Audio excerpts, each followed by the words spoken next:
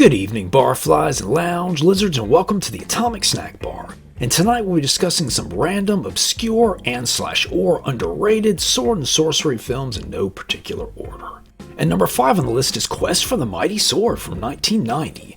Directed by Joe D'Amato, Quest for the Mighty Sword is the 4th film in the Ator series, though in this they pronounce it Ator. And it tells the story of King Ator, who was given the legendary mighty sword by the King of the Gods. Well, the King of the Gods decides he wants it back. King Ator has other ideas, wanting to pass it down to his son. The king is killed, the sword is broken in two, and the one immortal who spoke up for King Ator is imprisoned in a circle of flames. We then jump ahead many years later. Prince Ator, whose mother left him in the care of an evil gnome, is now a grown man and begins a quest for not only the mighty sword, but also to free the trapped immortal who he has developed a thing for. The film stars Eric Allen Kramer as Ator. And I'm sure you all know Kramer best from The Incredible Hulk Returns, as the best live-action version of Thor ever put on film. Well, other than John Michael, of course. No, I said John Michael. I was a small child when the Hulk series went off the air, but I sure did like those made-for-TV movies. Next up, we have appearances by two well-known exploitation film actresses, Laura Gemser and Marissa Mell. Gemser's inclusion in the film is of particular note, being that she also appeared in the first Ator film playing a sorceress. Quest for the Mighty Sword has also been released under the titles Ator 3 The Hobgoblin, and Troll 3, none of which are really accurate titles. Because there's no Hobgoblin, it's the 4th film, not the 3rd, and he finds the mighty sword within 35 minutes of the movie. Not a whole lot of questing there. And Troll 3 is named so simply because of the reuse of the goblin costumes from Troll 2. And though it takes about a half an hour to really get going, once it does, Quest for the Mighty Sword is a fun little sword and sorcery movie with some neat monsters, including a 2-headed robot and a Lost in Space-esque dragon, not to mention a good cantina scene.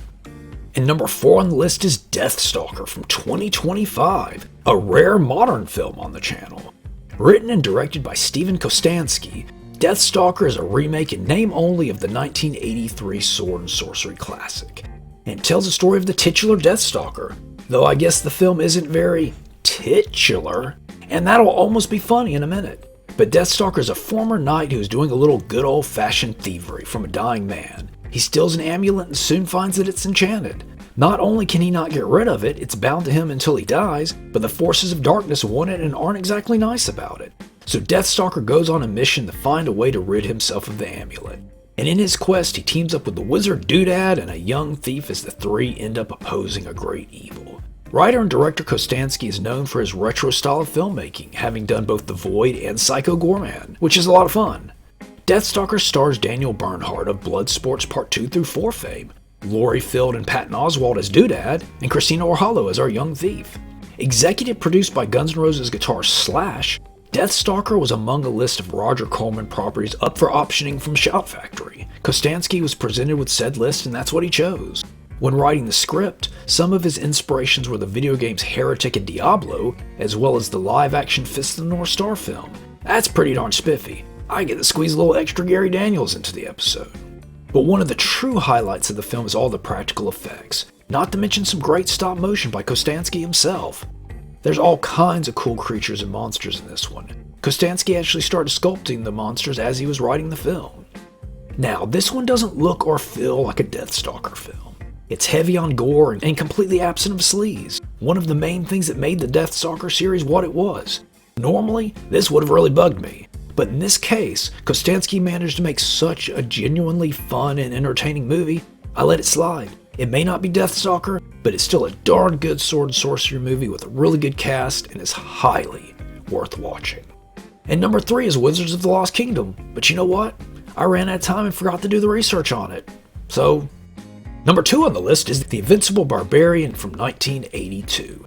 Directed by Francesco Prosperi, The Invincible Barbarian is definitely one that falls on the obscure side of the list.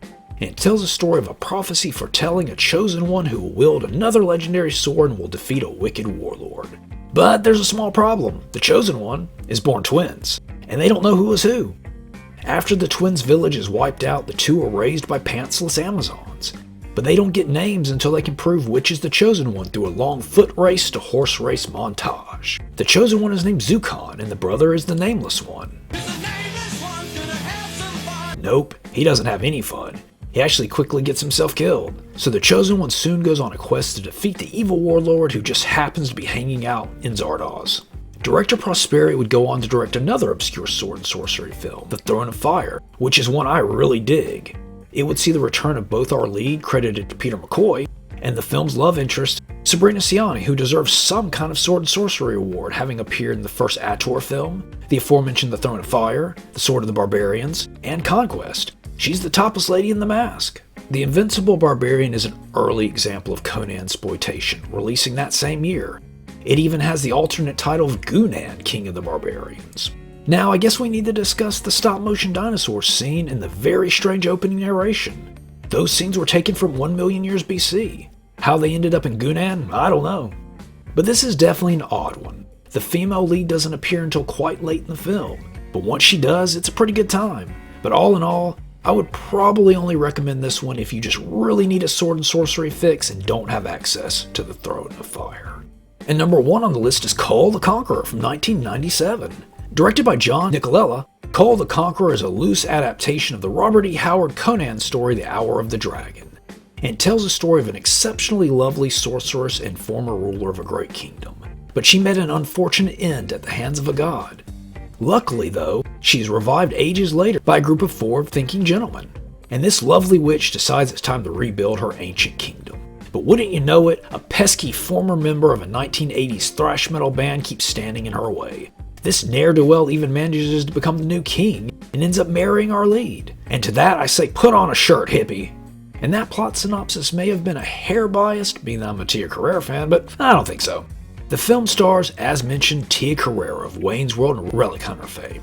Her character Akivasha was a vampire-like creature in the Howard story, and she was merged with another character for the film. Then as what a small handful of people might call the hero of the film, we have Kevin Sorbo of Hercules and Andromeda fame. Originally there was talk of a third Conan film, Conan the Conqueror, but Arnie didn't want to do it.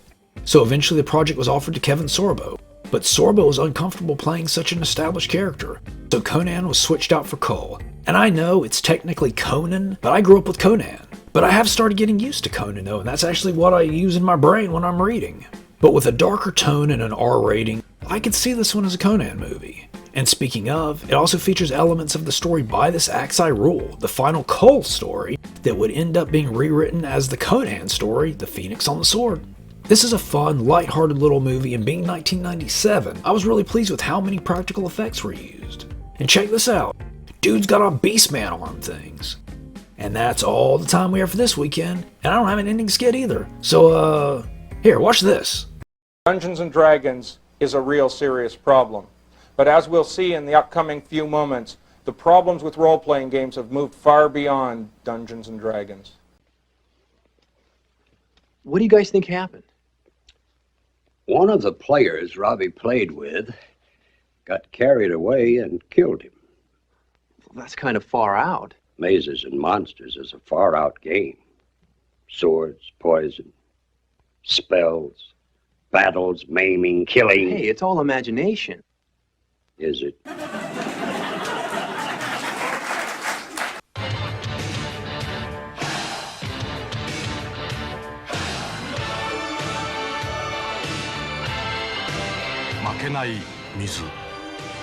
Ion Supply, Pocari Sweat.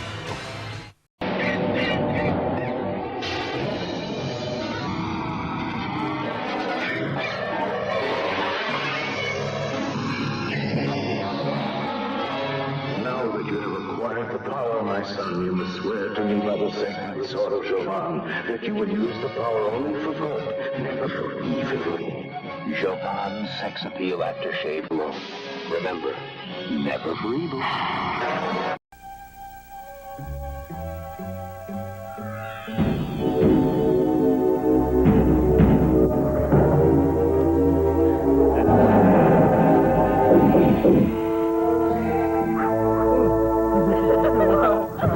Gauntlet, the new fantasy adventure from Atari Games.